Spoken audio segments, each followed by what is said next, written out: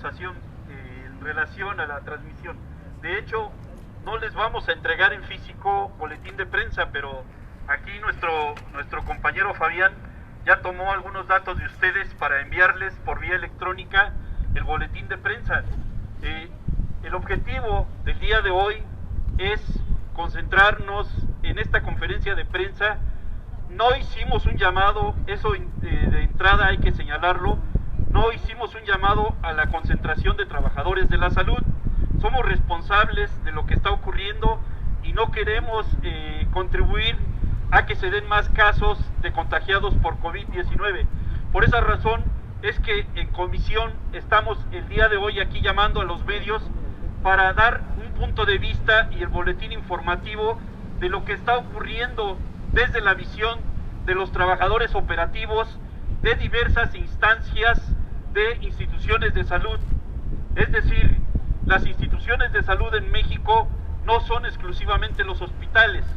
Hay hospitales de generales, hay hospitales de alta especialidad, hay hospitales que se diferencian por su condición de institucionalidad, los hospitales del Instituto Mexicano del Seguro Social, del ISSSTE, de la Secretaría de Salud, los hospitales de alta especialidad del sur de la ciudad, incluso los hospitales regionales de alta especialidad como los de Zumpango, de Iztapaluca y de otros lados del país. Pero también existen las unidades de atención de primer nivel, que son los centros de salud distribuidos a lo largo también de todo el país, distribuidos a través de los servicios de salud pública. La condición que hoy estamos enfrentando los trabajadores de la salud frente al problema de la pandemia es gravísima y tiene múltiples dimensiones. Esto hay que dejarlo muy claro. De principio nos interesa señalar que los trabajadores de la salud estamos enfrentando por lo menos cuatro grandes frentes de combate en este momento. El primero de ellos es contra la enfermedad en sí mismo, contra los estragos de esta grave enfermedad. El segundo de ellos es contra la incomprensión de sectores de la población que no han entendido la naturaleza de nuestra labor, y ahí ha habido actos de agresión contra diferentes trabajadores. El tercero de estos frentes es contra la irresponsabilidad de los mandos burocráticos de las instituciones de salud. Y el cuarto de estos grandes frentes es el problema de no llevar a nuestras familias la infección. Es decir, tenemos grandes problemas a los cuales nos estamos enfrentando. Por eso es que han sido convocados el día de hoy a esta conferencia de prensa para dar los detalles que en este momento tenemos a la mano, pero también para señalar que lo que está ocurriendo en las calles del país, en la Ciudad de México, en el Estado de México, en donde vemos trabajadores que toman las calles para manifestar que no se cuenta con lo más mínimo como cubrebocas, guantes, gorros, caretas, etcétera, etcétera, tiene que ver no con un problema de ahora, sino con un problema de desestructuración de los servicios de salud, a los cuales hay que señalar desde luego que hay una responsabilidad de los tecnócratas neoliberales al desmantelar el frente de operaciones, pero también tenemos que decir las cosas muy claras y el gobierno actual tiene que asumir su responsabilidad, porque ya lleva años al frente de este sector. Y la propuesta de los trabajadores operativos a la llegada del gobierno de Andrés Manuel López Obrador fue la siguiente: se le dijo, señor presidente, usted tiene que hacer una consulta con los trabajadores operativos y mandar a su equipo de trabajo para poder entender qué es lo que está ocurriendo en cada hospital, cómo está funcionando, cuántos trabajadores de la salud hay, cuál es el nivel de subcontratación, cuáles son las carencias, cuál es el déficit del personal de salud. Hoy les podemos afirmar ante ustedes, sin temor a equivocarnos, que el faltante de enfermeras a nivel nacional es nada menos que de 500,000 de enfermeras para este país. 500,000 de enfermeras hacen falta en este país. Otros tantos miles hacen falta de médicos también en este país. Los médicos especialistas están haciendo su mayor esfuerzo, pero ahí hay un problema. Los compañeros también están generando bajas en el frente de operaciones. Vamos a proceder a presentarles a los compañeros que darán hoy parte de esta conferencia de prensa. Hay compañeros de organizaciones, pero también viene de Michoacán nuestra compañera química y del hospital Hospital H. Ray de Ixtapaluca, nuestro compañero médico Fabián. Vamos a pasar a comentarles a ustedes el contenido del boletín de prensa. Le vamos a dar la palabra a la compañera de Michoacán y también habrá compañeros de organizaciones que seguramente querrán tomar la palabra. No demoraremos, les daremos puntualmente parte de la información y les damos de antemano las gracias por asistir el día de hoy a esta conferencia de prensa. Vamos a darle la palabra a la compañera química de Michoacán. Adelante, si gusta presentarse, y nos pedían por aquí algunos datos de contacto. Con gusto ahorita se los daremos. Adelante, compañera.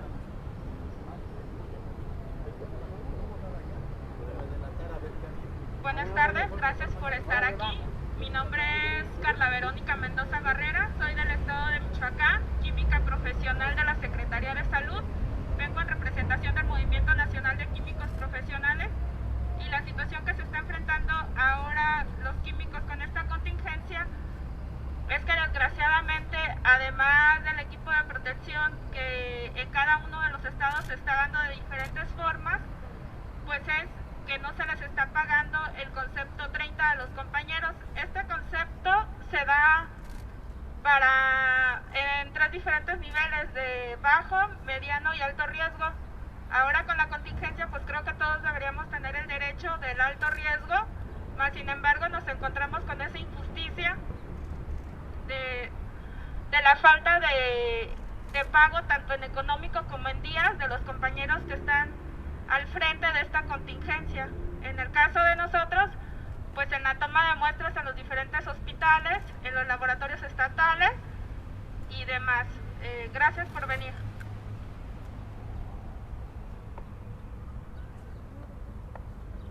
Bueno, buenos días a todos.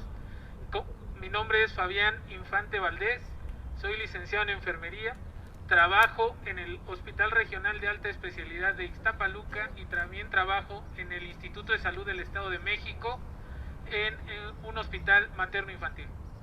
Bueno, miren, como ya dijo mi compañero Jorge y mi compañera que tomó la palabra, en este momento consideramos que el gobierno actual ya ha tenido suficiente tiempo para la curva de aprendizaje. Por lo tanto, nosotros ya estamos en posición, los profesionales de la salud actualmente ya estamos en posición de hacerle un llamado a que esa curva de aprendizaje ya terminó y que tiene que entregar resultados concretos. Por lo tanto, en este momento nosotros ya le podemos criticar su falta de capacidad para dar solución inmediata a los problemas del sector salud. Nosotros lo que queremos en este momento es que a los hospitales y a los centros de salud y a las clínicas lleguen, entre otras cosas, los medicamentos que ellos prometieron al 100%. Nosotros lo que le criticamos en este momento es que el proceso de federalización de los servicios de salud que prometió no se ha concretado. En este momento ya estamos a 1 de mayo y se supone que desde el 1 de abril todos los trabajadores de la Secretaría de Salud estatales teníamos que estar ya en proceso de federalización y de basificación. Esto no lo ha cumplido, el INSABI se ha congelado, el INSABI ha detenido ese proceso, pero a la par se llegó la crisis del coronavirus y esto generó una precipitación en la crisis de funcionamiento de los sistemas de salud. Por lo tanto, al presidente de la República y al ciudadano secretario de Salud Federal les pedimos que por favor hagan caso de lo que les estamos haciendo llegar en este momento. Necesitamos una mesa de diálogo, necesitamos entablar un diálogo entre ellos y nosotros, los trabajadores de la salud, para que entre ambas partes, lleguemos a un acuerdo de qué es lo que se tiene que hacer para que este sistema de salud funcione de la manera más adecuada en beneficio de los usuarios, de los pacientes, de todos los mexicanos. Por lo tanto, desde aquí le hacemos el llamado al gobierno de la República a entablar ese diálogo con nosotros. Hasta el momento lo único que han hecho es un monólogo y eso ya no lo toleramos. Ellos ofrecen un bono del 20% sobre sueldo a aquel trabajador profesional de la salud que se exponga al riesgo de perder la vida contagiándose con el coronavirus. Déjenme decirles que en realidad no están ofreciendo nada nuevo. Este sobresueldo ya viene en la ley, pero para tener acceso a este sobresueldo, lo primero que tiene que hacer el presidente y el secretario de Salud es basificar a los compañeros trabajadores profesionales de la salud. No lo ha cumplido. En realidad lo que tiene que hacer es cumplir la ley. Ahora, con base, como lo dice el documento que les entregamos, con base en las proyecciones realizadas por el Instituto de Matemáticas de la UNAM, nosotros hacemos una convocatoria en este momento a todos los profesionales de la salud. Les convocamos a marchar el próximo 1 de septiembre rumbo al Palacio Nacional para exigirle al ciudadano presidente y al secretario de Salud soluciones concretas. Les convocamos a organizarse en los 32 estados de la República para una marcha nacional de manera sincronizada el día 1 de septiembre y de esta manera darle forma a un movimiento nacional de profesionales de la salud. En esta marcha y al finalizar esta marcha entregaremos al Palacio Nacional una serie de peticiones que serán consensadas entre todos los profesionales de la salud.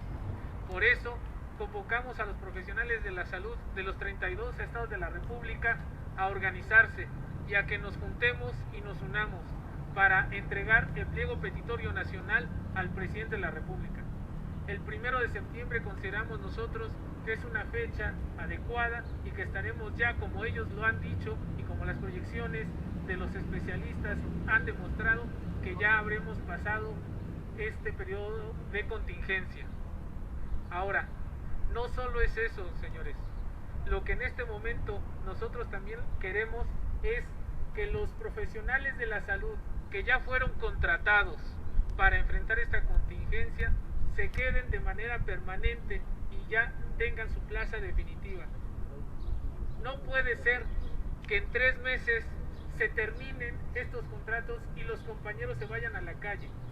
Después de estos 3 meses, muchos de ellos van a estar con síntomas de haberse expuesto al virus.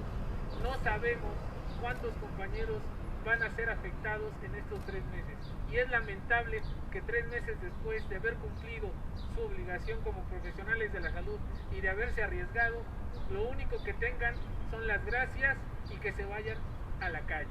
Por lo tanto, le pedimos al presidente y al secretario de Salud que todos los profesionales de la salud que ya fueron contratados se queden de manera permanente con un nombramiento de base definitiva y con todas las prestaciones que la ley exige. Muchas gracias, compañeros.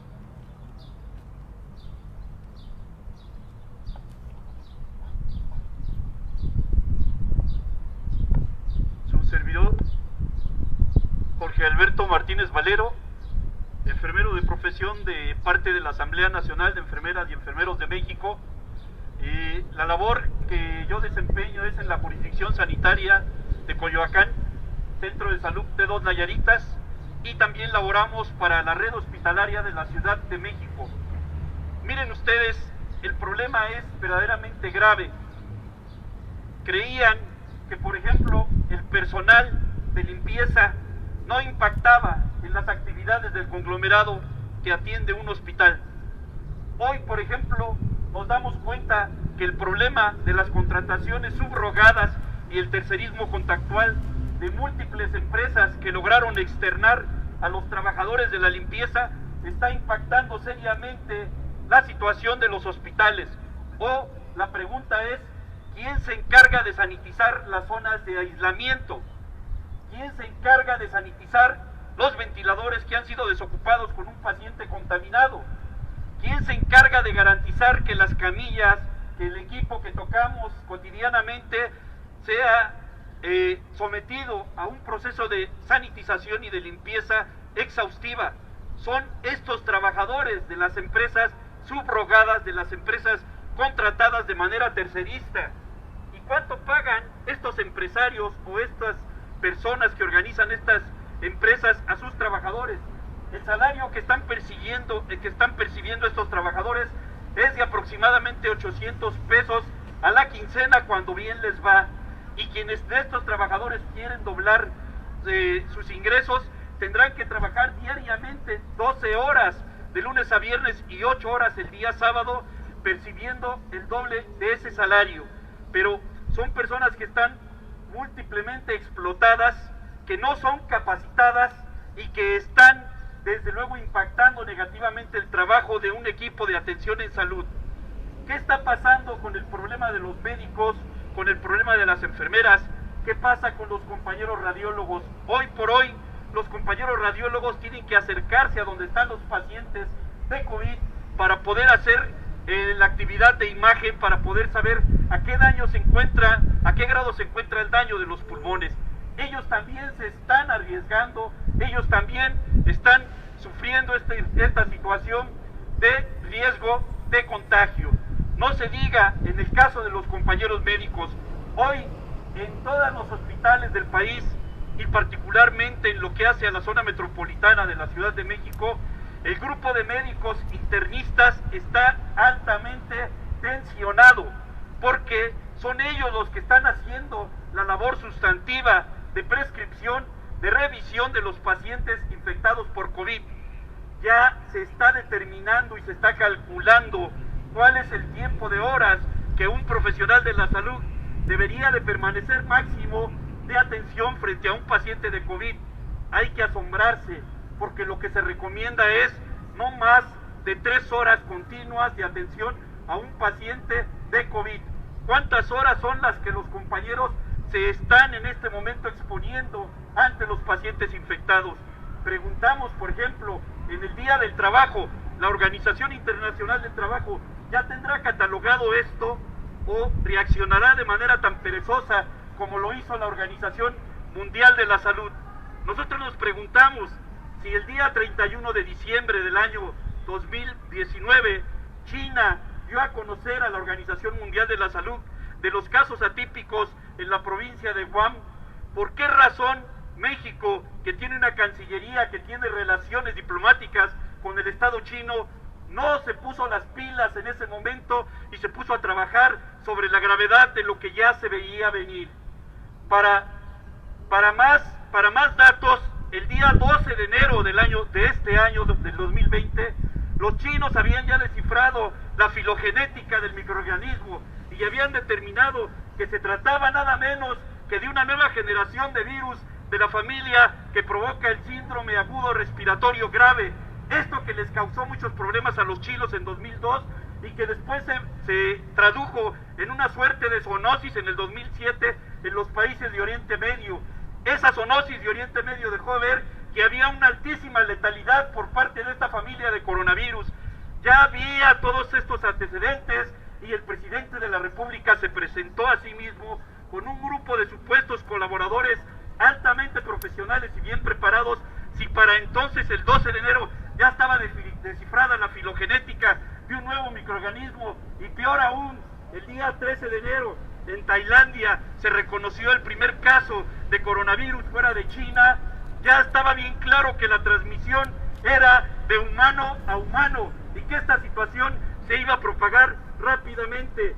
La Organización Mundial de la Salud demostró su altísima ineficiencia porque a finales del mes de enero no podían lograr el consenso para poder declarar la existencia de la pandemia, y no lo hicieron así.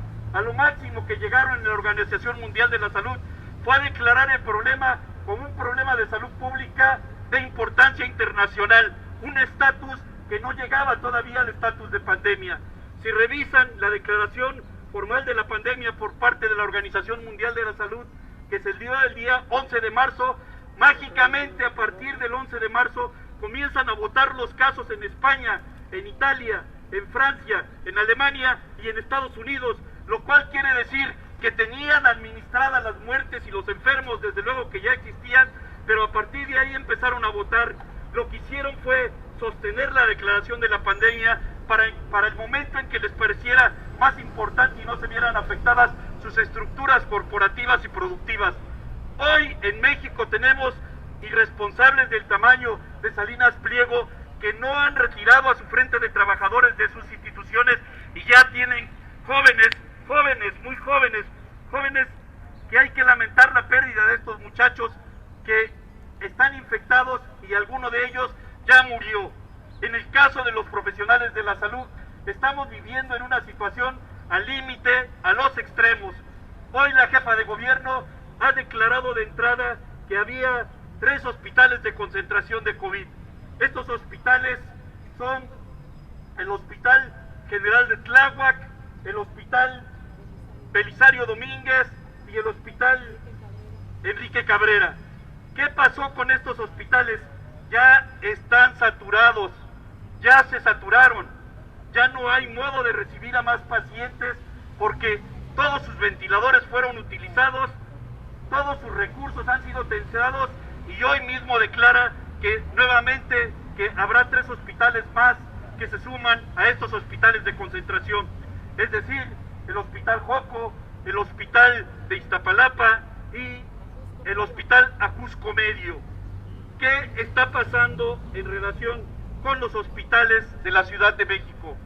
Sucede que para atender a estos casos hay que tener bien preciso que paciente que se intuba tiene que ser apoyado con ventilador. A ese paciente que se le intuba no se le puede dar una maniobra con mecanismos mecánicos como es el ambú. El ambú no se puede utilizar porque en el momento que uno empieza a flexionar, a activar el mecanismo del ambú, inmediatamente se generan los aerosoles y se contamina toda la sala. Paciente intubado tiene que ser igual a un ventilador disponible para su manejo. Y por un paciente intubado hay que estimar una cantidad importantísima de pacientes que no están en un estado del todo grave, pero que tienden en su evolución hacia la gravedad. Por otro tanto de pacientes que no son graves, pero que sí necesitan hospitalización. Y hay que hacer la estimación, además de todo esto, de aquellos pacientes que están asintomáticos, que no dan signos, pero que están en la calle, que no saben que su saturación o que su nivel de alcance de oxígeno está decayendo. Para que una persona pueda vivir de manera tranquila, se acepta que tiene que haber una saturación del 97% de aprovechamiento del oxígeno en sus pulmones. Hay pacientes que están llegando con 80% de saturación o 70% y se encuentran lúcidos aparentemente bien, porque la fisiopatología de la enfermedad está ocultando la gravedad de la situación. Y no es cierto, hay que dejar bien claro, no es cierto que solo aquellas personas que tengan comorbilidad están muriendo.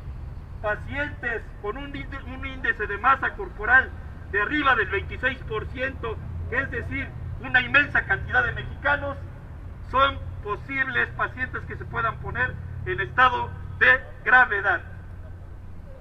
Termino la intervención y damos pie a las preguntas. La gran conclusión que aquí traemos los trabajadores de la salud es la siguiente: el gobierno mexicano va a fracasar una y otra vez si no entiende que tiene que accionar de manera diferente a como lo ha estado haciendo. Es decir, sus mandos operativos en las distintas unidades de salud tienen que entrar en acuerdo con los trabajadores para disponer del máximo de compañeros que puedan atender a los pacientes, generando también las guardias mínimas, teniendo como resguardo a una cantidad de personal en estado sano. Se tienen que hacer pruebas masivas a todos los trabajadores de la salud para descartar a aquellos que ya están infectados, mandarlos a aislamiento y poderlos reincorporar posiblemente con posterioridad. Se tienen que hacer un testeo masivo en la población. Sin testeo ni pruebas es imposible hacer una verdadera estimación de cuántas personas hoy hay infectadas. Al número que da diariamente López-Gatell, multiplíquenlo mínimamente por 29 o 30 y ustedes tendrán el estimado de cuántos infectados hay en el país, que ya raya el 250,000 de personas sencillamente. Si alguien gusta en este momento hacer una pregunta, con mucho gusto acá le respondemos.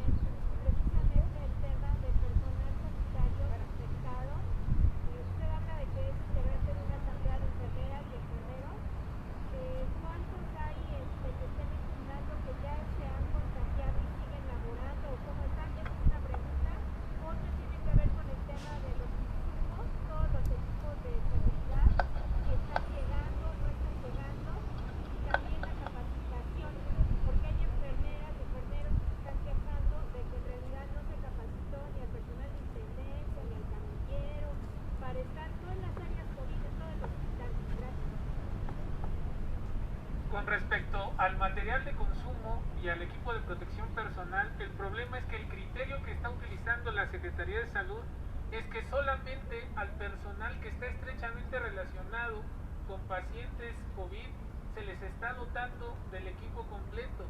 El problema es que en este momento ya cualquier servicio hospitalario, cualquier paciente, esté o no sintomático, es potencialmente infeccioso, puede ser un vector. Lo que estamos pidiendo es que la careta, la mascarilla N95 y las batas quirúrgicas impermeables sean para todo aquel personal que esté o no en contacto directo con el paciente, porque lo están limitando y obviamente gran parte del personal está siendo infectado porque no cuenta con el equipo de protección personal. El solo hecho de cruzar la puerta del hospital ya implica un riesgo sanitario.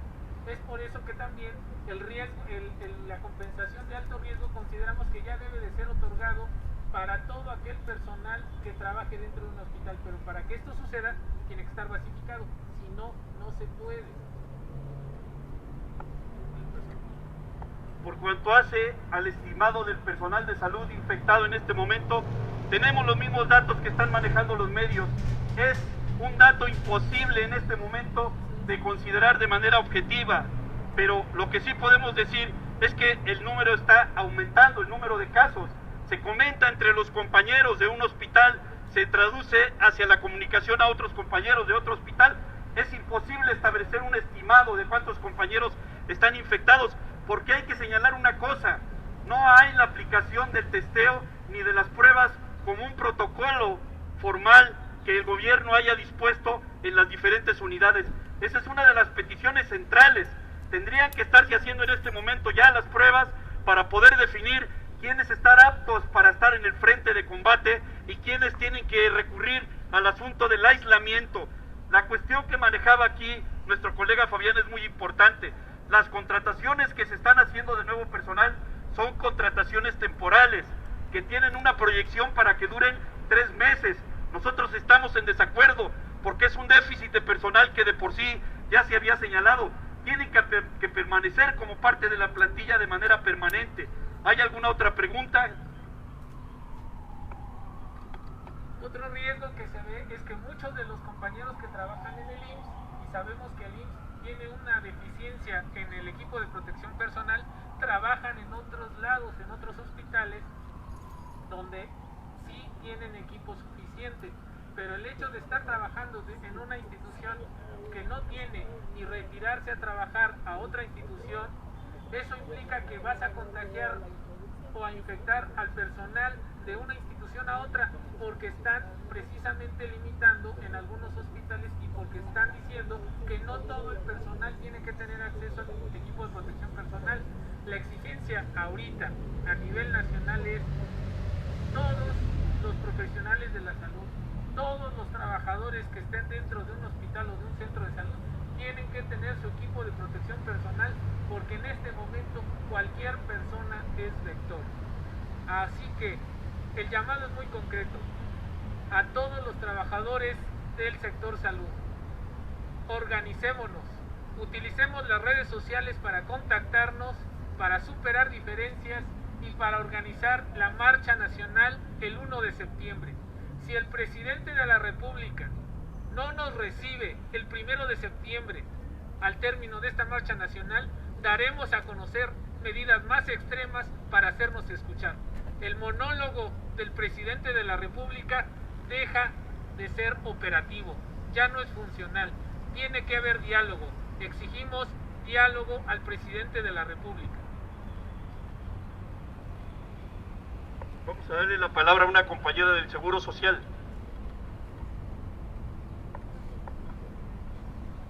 Sí, buenas tardes. Mi nombre es Mariana Simón Mateos, enfermera general. Trabajo en ginecobstetricia número 4 del Seguro Social. Le hicimos llegar a nuestra representación sindical un documento. Fue el 6 de abril. Los trabajadores adscritos al Hospital de Ginecobstetricia número 4 se dirigen a usted con la finalidad de solicitar su valiosa intervención para que se otorguen los suficientes insumos, uniforme especial, marca Progiel, equipo de protección personal, incluyendo también gogles especiales o careta especial, actividad, guantes especiales, mascarilla N95, marca News y camillas especiales y el recurso humano suficiente para enfrentar la pandemia actual que ha generado el COVID-19, fase 1 y fase 2, confirmado por el doctor Hugo López-Gatell, subsecretario de Salud. Este domingo 5 de abril sigue dando la referente a coronavirus en México. Desde la plataforma del DECON, los casos positivos de COVID-19 en México siguen aumentando. Y te informamos en vivo y directo con el minuto a minuto de las noticias. Ya no queda ver reuniones de más de 50 personas y se pidió a las personas cumplir con la cuarentena voluntaria. Al cierre del día, el país reporta 1.890 casos confirmados y 79 muertes.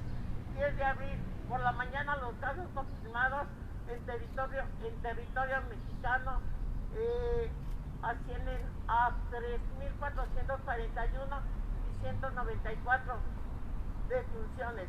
El coronavirus COVID-19 sigue impactando en México hasta el miércoles 15 de abril. De acuerdo a los datos otorgados por la Secretaría de Salud, se registran 5.847 casos positivos y 449 muertes en el país. Situación que es muy peligrosa, de suma gravedad, porque se presenta la saturación de pacientes en los hospitales y se pueden presentar múltiples fallecimientos de los derechohabientes, así como de los trabajadores que se pueden contagiar por estar en contacto con los mismos y por la insuficiencia de insumos indicados para dar la atención, así como el recurso humano. No omitimos mencionar que desde el hospital no se cuenta con cubrebocas de tercera capa, mucho menos los suficientes kits de insumos especiales, incluyendo mascarillas N95 para dar la atención. Además, no hay camillas especiales para traslado de las pacientes al servicio indicado, según el protocolo con diagnóstico de COVID-19. Consideramos que esta necesidad se tiene que atender en forma urgente para evitar problemas de índole irreversible, fallecimientos de forma masiva.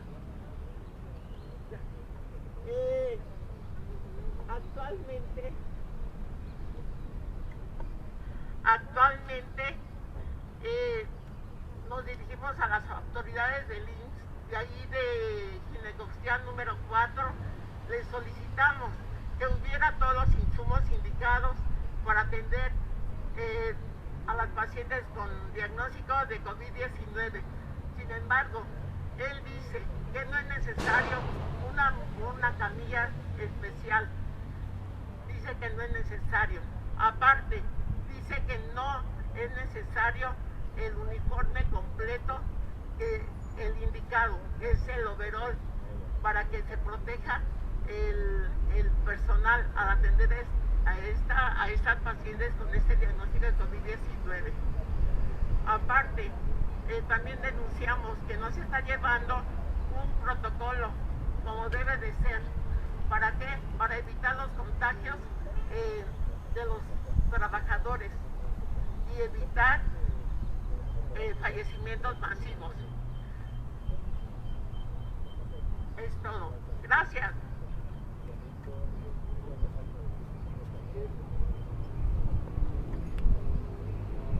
Acaban de incorporarse algunos compañeros médicos. Enseguida les damos la palabra.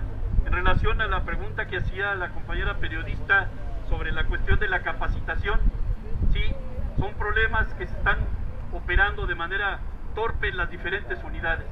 Tampoco existe, por así decirlo, un solo protocolo que se esté aplicando en cada una de las unidades, pero lo que sí hay es la tendencia por parte de los trabajadores de cada una de las unidades a organizarse y a exigir a sus mandos operativos, a sus mandos de cada unidad que les permitan el nivel de organización que ellos están asumiendo en cada una de las unidades. Véase, destacamos a este caso, por ejemplo, la asamblea que se llevó ayer el día en el Hospital Gabriel Mancera, en donde participan los médicos titulares de cada uno de los servicios y están señalándole a los responsables de la entidad que les permitan un nivel organizativo básico para poder operar y que no falte el asunto de los insumos. Al parecer, esta es una señal que tendría que estarse reproduciendo en cada una de las unidades, dar pie a que la organización sea de base, a que la organización sea operativa. No puede ser una organización vertical que venga de la Secretaría de Salud, por ejemplo, para el Instituto Mexicano del Seguro Social. Por eso es que el Instituto Mexicano del Seguro Social es una de las primeras instituciones que comenzó a convulsionarse. Tiene un apartado completamente distinto porque además se encarga del principal esquema de seguridad social en el país. Vamos a darle la palabra a nuestros compañeros médicos que se están incorporando para que emitan su mensaje. Compañero médico Gabriel, compañeros, aquí está el megáfono. Bueno, muy buenas tardes a todos ustedes. Gracias a los medios de comunicación que hoy, 1 de mayo, Día Internacional del Trabajo, de los Trabajadores, en donde honramos la muerte de los mártires de Chicago, que lucharon por una serie de prestaciones y prerrogativas que deben tener todos los trabajadores. Desafortunadamente, esto ha sido paulatinamente desmantelado a nivel mundial y el personal de salud no ha sido la excepción. Hoy también estamos aquí, trabajadores de la salud, que es muy importante hacer énfasis.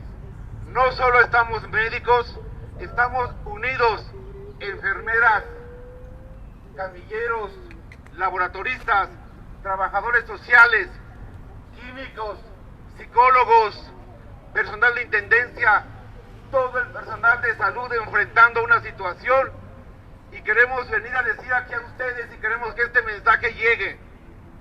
No somos héroes, tampoco villanos, somos seres humanos y tenemos derechos a vivir, tenemos derecho a trabajar en condiciones dignas, con el equipo de protección que garantice que no muramos en la trinchera y que luego el gobierno se llene la boca de decirnos héroes.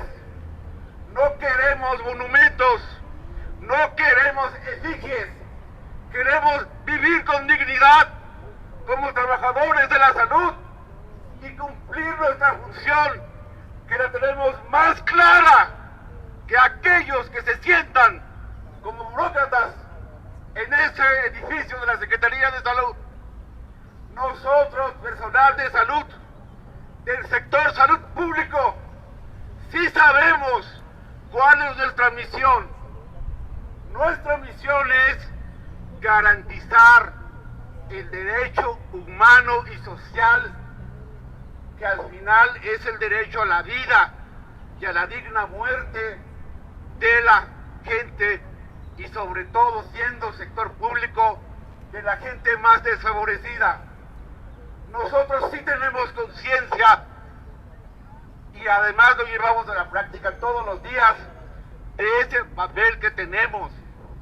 No es solamente un compromiso social, un compromiso político electoral, una promesa de campaña, un peldaño más para alcanzar la presidencia de esos que hoy no son más que precandidatos, que desde ni siquiera habiendo cumplido 2 años de gobierno de este gobierno, ya están en la carrera para mantenerse en el poder y alcanzar la candidatura presidencial del siguiente sexenio, mientras el personal de salud está muriendo en la trinchera.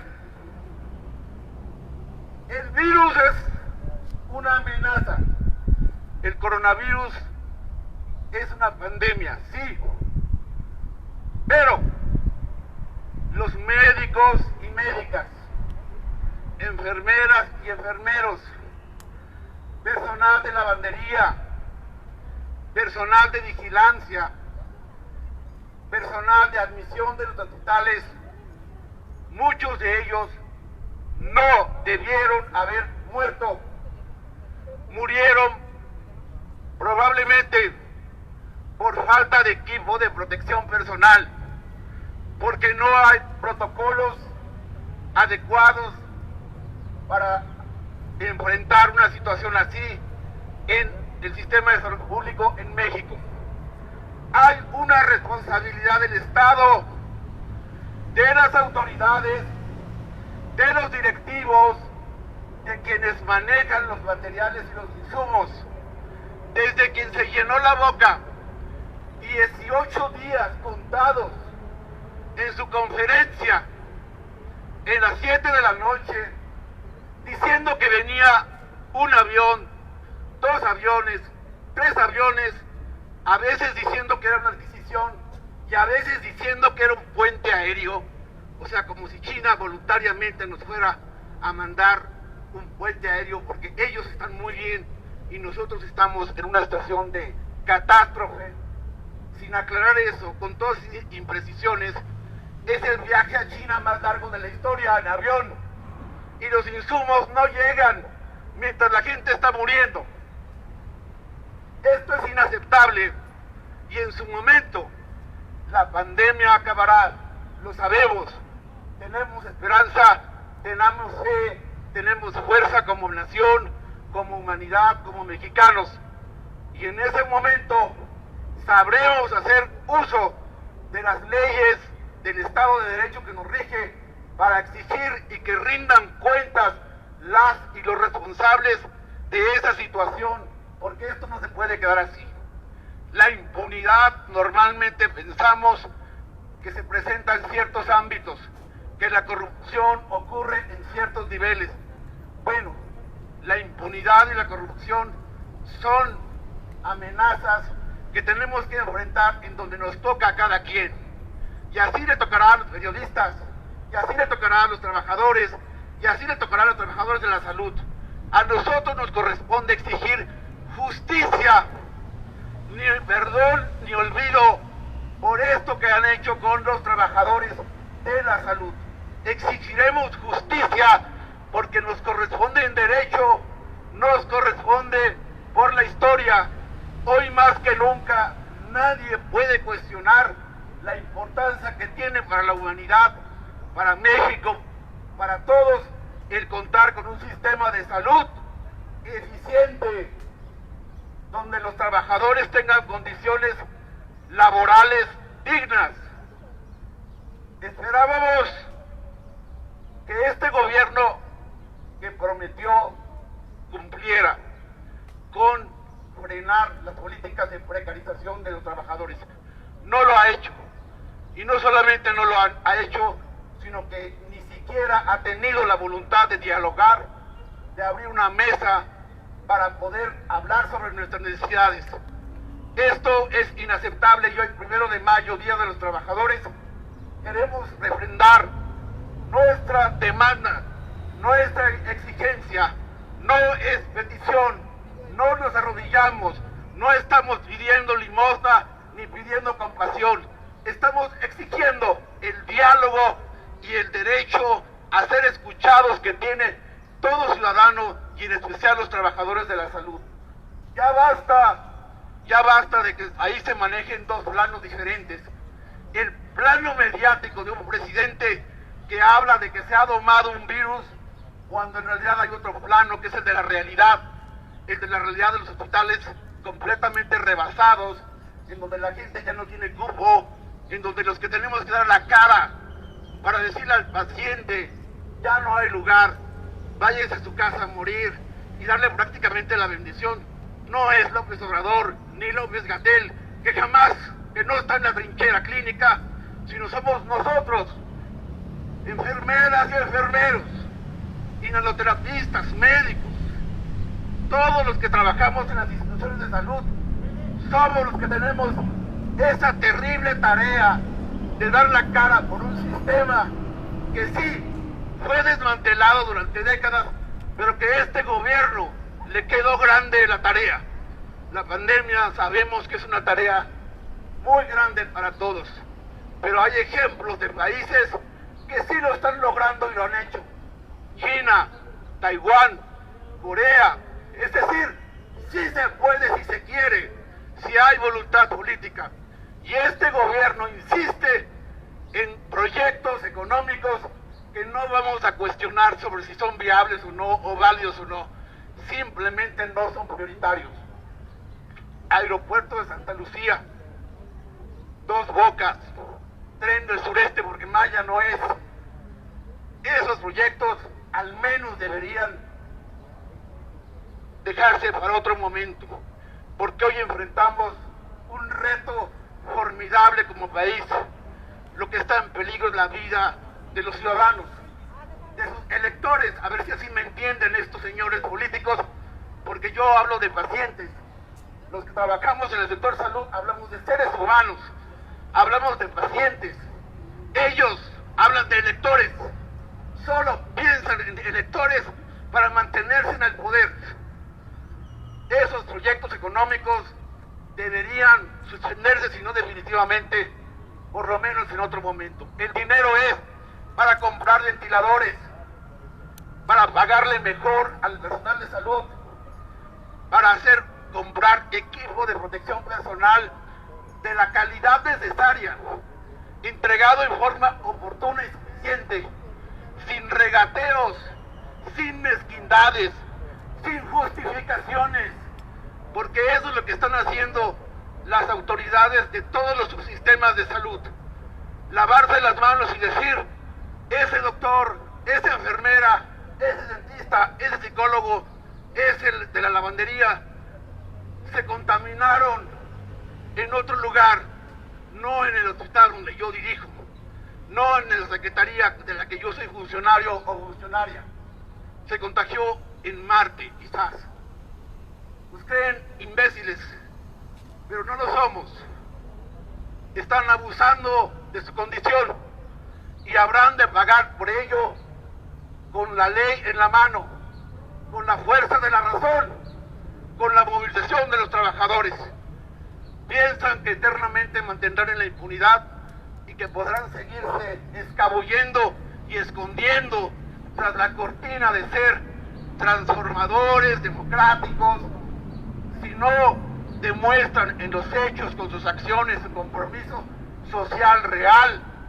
Serán recordados como los más grandes farsantes de la historia moderna de este país, porque farsantes ha habido muchos, todo el tiempo están. Muchas gracias a todos ustedes.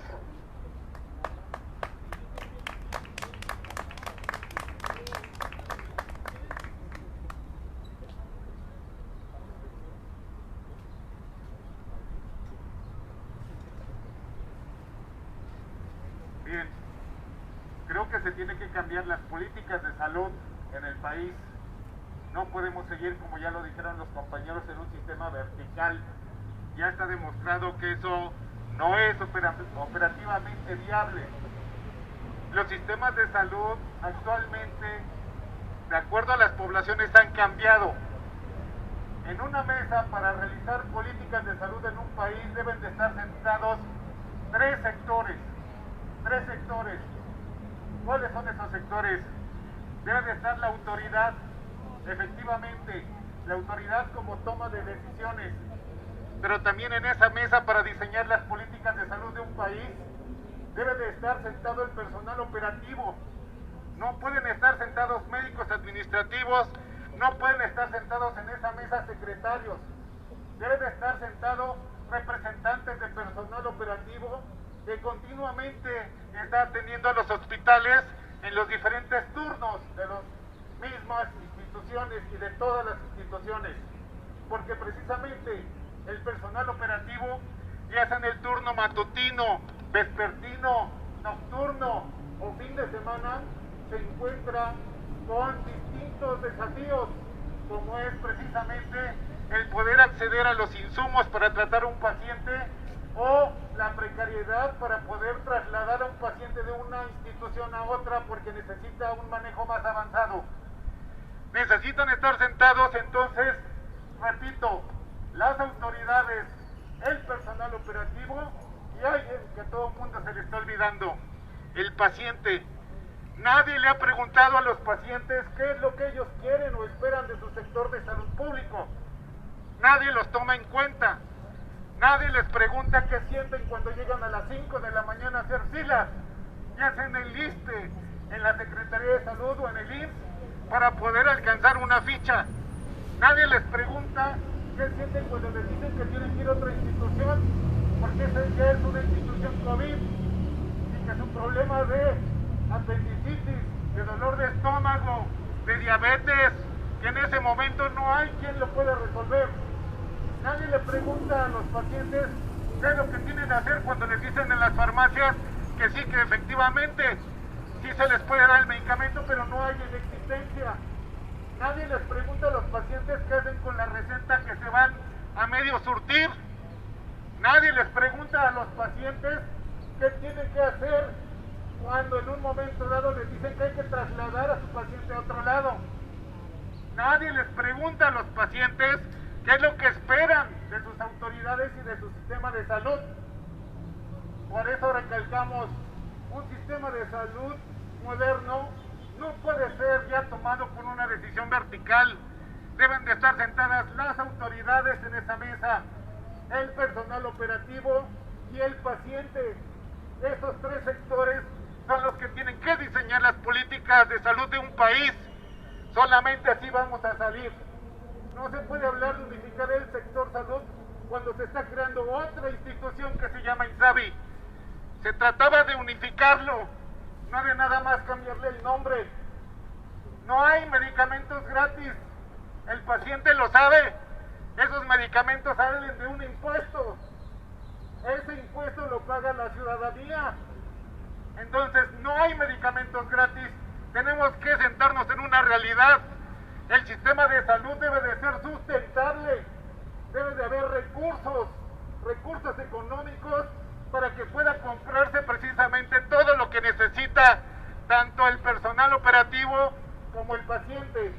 El medicamento no es la solución, es una de los pasos de la atención, pero no es solamente la solución. El medicamento no lo resuelve. Si un paciente tiene que ingresar, se tiene que ocupar otro tipo de insumos que se necesitan. Si no se piensa en un sistema de salud que tenga una financiación, no se va a poder garantizar la calidad que se merece la población y que está demandando. En eso tenemos que pensar. Debe de ser muy importante precisamente cuidar al personal de salud. ¿Con qué autoridad moral se ponen a exigir a las empresas que no corran a los trabajadores si ellos tienen médicos, más de 80,000 médicos trabajando sin ninguna prestación social? No se tiene derecho a un sistema de salud, no se tiene derecho al ISSSTE, no se tiene derecho a FOBISSSTE para que accedan a una vivienda. Más de 10 años trabajando en esas condiciones. Lo único a lo que tienen derecho es a recibir el salario. ¿Con qué autoridad se ponen a decir que están vigilando a las empresas cuando ni siquiera el gobierno está empezando por su propia casa? ¿Con qué autoridad se ponen a decir que van a vigilar a las empresas que no maltraten al trabajador cuando ellos siguen tratando con outsourcing al personal de limpieza? El equipo de protección personal debe de ser desde el vigilante, desde el que está en la reja, hasta el médico que entra a ver al paciente que va a intubar. No somos trabajadores ni de primera, ni de segunda, ni de tercera. Se le debe de proporcionar tanto al policía que está allí en la reja, hasta al compañero que está registrando los datos para poder estar censando al paciente. Si no se hace esto, seguimos en la misma y todo es pura demagogia. Que no queden intenciones que se vuelven realidad, y exigimos precisamente esa mesa de diálogo y ese cambio en las políticas de salud. Gracias.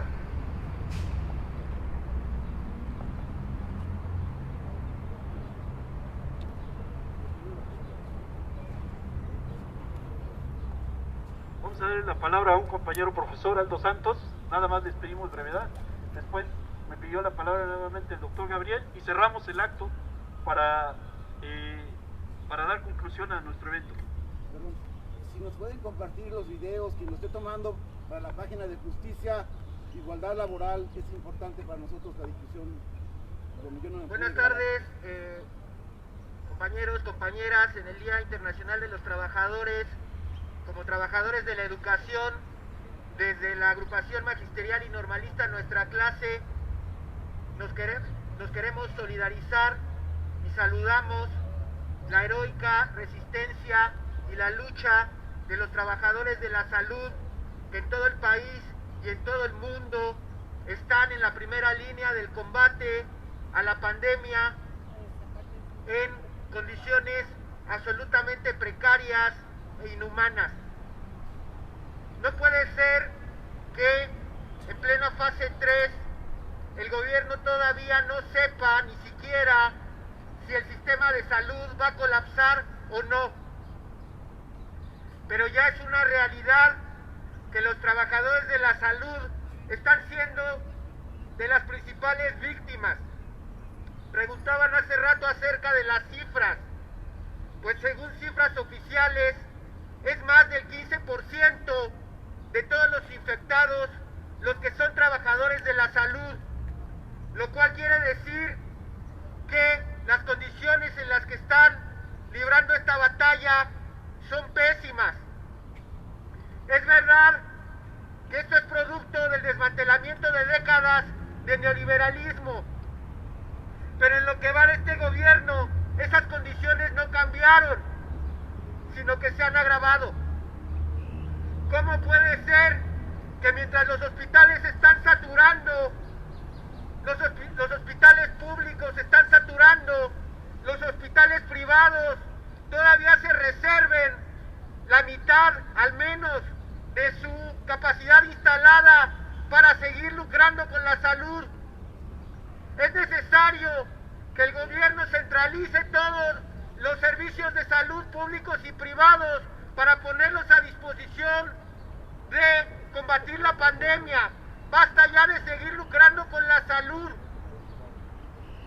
Por otro lado, no voy a repetir toda la información que ya han proporcionado los compañeros, pero sí quiero mencionar una cosa. Mientras que el presupuesto para las Fuerzas Armadas se incrementó en un 40 o 50%, y ahí tenemos afuera policías y militares intimidando afuera de los hospitales, cuidando que la gente no proteste, que los trabajadores de la salud no protesten, cuando hacen falta más de 200,000 médicos y cientos miles de enfermeras. No puede ser que se siga militarizando el país y que se siga militarizando ahora la salud con el pretexto de combatir la pandemia. Los policías y los militares no tienen nada que hacer en los hospitales. Estos deberían de quedar bajo control de sus propios trabajadores, que son quienes realmente saben lo que se necesita y quienes pueden administrarlos de la mejor manera, porque son ellos los que tienen el interés de no enfermar y el interés de dar el mejor servicio para el pueblo trabajador. Por eso desde acá, como trabajadores de la educación, reiteramos nuestra solidaridad con sus demandas y les anticipamos que tenemos toda la disposición de estar codo a codo con ustedes para luchar en cuanto sea posible en las calles, para que esta crisis que se está cirniendo sobre todo el pueblo trabajador no la paguemos nosotros, sino que la paguen los de arriba, los que la provocaron, los grandes empresarios y la casta política que les sirvan. Muchas gracias, compañeros. Adelante. Ánimo en este Día Internacional de los Trabajadores. ¡Bravo! ¡Bravo!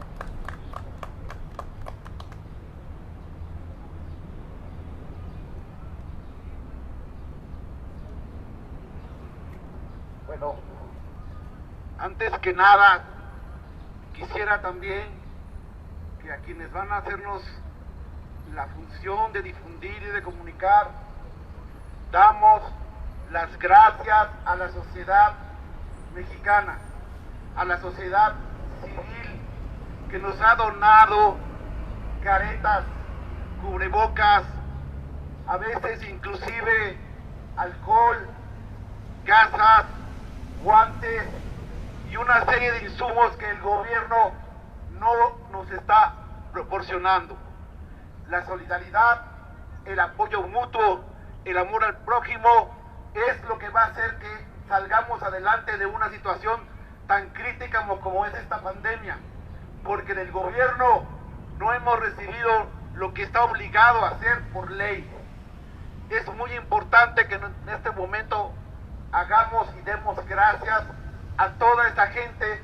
Trabajo en un hospital muy humilde, son hospitales públicos en donde la gente se quita, si no el pan de la boca, sí se quita un dinero que es muy necesario para apoyar a sus médicos, a sus enfermeras, a su personal de salud, a los policías de la entrada, porque saben la importancia de nuestro trabajo.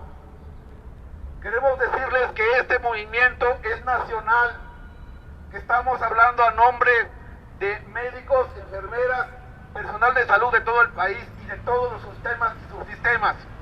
Es un llamado a cerrar filas como personal de la salud en lucha por nuestra dignidad y la de los pacientes que atendemos. Vamos a continuar hasta sus últimas consecuencias con la movilización y se ha anunciado ya la marcha de septiembre, pero se harán otras acciones que sean necesarias. Si es indispensable, tendremos que hacer inclusive ayunos, huelgas de hambre y todas las formas de lucha que tengamos a nuestro alcance, porque sabemos la importancia y porque estamos viendo que tenemos lo más importante: la razón histórica y sobre todo el apoyo de la gente, de la población. Los invitamos a seguirse sumando, porque esta lucha es del personal de salud y de la gente, de la ciudadanía, de la población, o como le llamaban antes, del pueblo, que sigue siendo el apoyo más importante de los trabajadores. Todos somos trabajadores y vamos a luchar por nuestros derechos y los del pueblo que con sus impuestos nos da nuestro trabajo. Así de claro lo tenemos. Muchas gracias.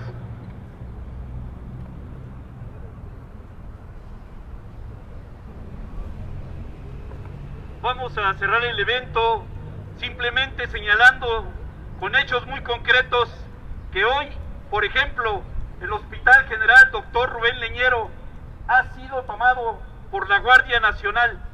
Ya andan por allí los elementos de la Guardia Nacional.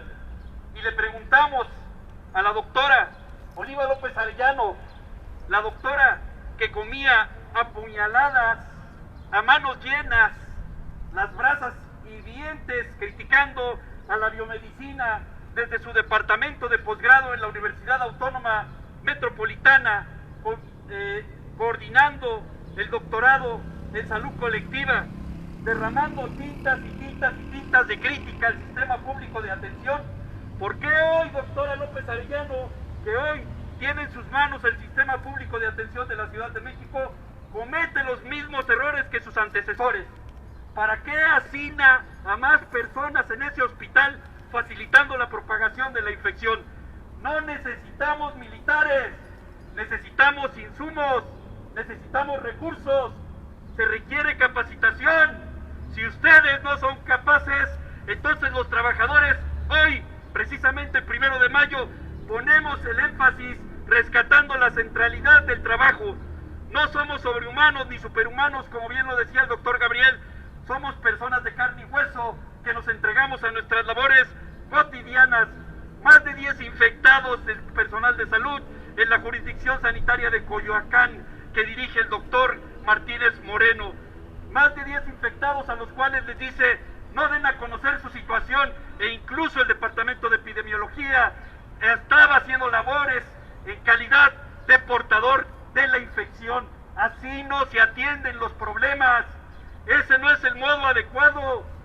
Han reportado 154 casos de sarampión en la Ciudad de México. ¿Qué van a hacer con esos casos de sarampión? ¿Qué va a pasar? No hay actividades de capacitación en las jurisdicciones sanitarias y ni en los hospitales. No hay abasto. El llamado es a los trabajadores a que nos organicemos. Estamos creando el Frente Nacional de Trabajadores de la Salud y este frente exige superar los límites intergremiales. Vamos a coordinarnos de manera interinstitucional, vamos a rescatar un pliego de demandas, y si de aquí al 1 de septiembre el gobierno sigue con oídos sordos, nos verá movilizándonos, y después de eso tendremos que ajustar con ellos y con los charros sindicales la falta de representación, porque muchos de estos sindicatos, empezando por el señor Marco Antonio García Ayala, presidente del Sindicato Nacional de Trabajadores de la Secretaría de Salud, o su tío Joel Ayala Almeida, ¿de qué nos sirve que hoy él encabece el directorio del Sindicato Único de Trabajadores del Gobierno de la Ciudad, si no hacen absolutamente nada por los trabajadores de la red hospitalaria de la Ciudad de México? Perfecta situación para la corrupción. Lo superaremos y terminaremos haciendo los sindicatos de médicos y enfermeras de rama, sindicatos de trabajadores de la salud, superando esta larga noche, y ya veremos en último de los casos quién tiene la razón. Estaremos siempre presentes de nuestros compañeros que están cayendo en el frente de combate, los tenemos aquí en la memoria, su presencia será permanente. Hoy es la primera conferencia de prensa anunciando la conformación de este Frente Nacional de Trabajadores de la Salud y anunciando la conformación de un pliego nacional de demandas, y tenemos esa fecha del 1 de septiembre. Si el gobierno de la ciudad y el gobierno de la República entiende este mensaje, tendrá que ponerse en contacto y entonces encontrará una respuesta por parte de los trabajadores operativos.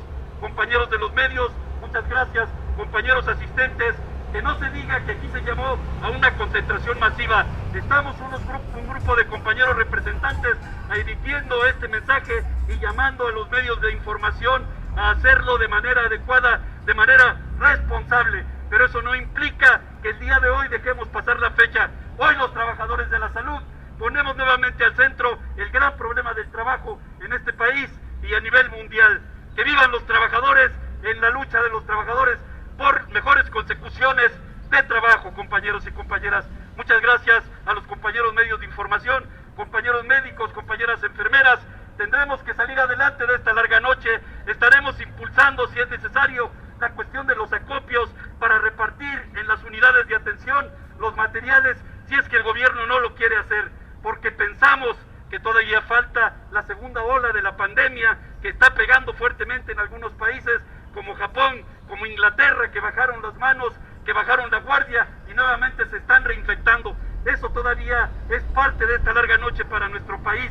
No ha terminado la lucha, ni siquiera ha llegado al pico de mayores contagiados. López-Gatell comete el error de mentir a la población. Dejen de mentir, informen objetivamente y metan la mano al trabajo de manera operativa. Ustedes que no han visto pacientes, es momento de que ya los vean junto con nosotros y corran el mismo riesgo que los trabajadores operativos. Adelante, compañeros, que acabamos de empezar. Gracias, compañeros de los medios de información. ¡Bravo! Con esto se concluye la conferencia de prensa de esta mañana.